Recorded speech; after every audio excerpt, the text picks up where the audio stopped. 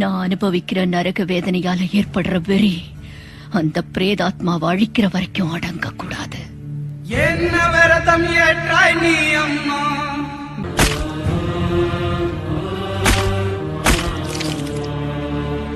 தியாகமங்கை நீ அம்மா, தீமையை முந்தானையில் முடித்தாயம்மா. நான் அனுபவிக்கிற இந்த மரண வலியை நினைச்சு வேதனைப்படல, அவன் அழிக்கிற ஆயுதமா மாறினேன்னு சந்தோஷப்படுறேன். ஊற்றுகின்ற ரத்த தாரைதான் உன் தூணி உக்கு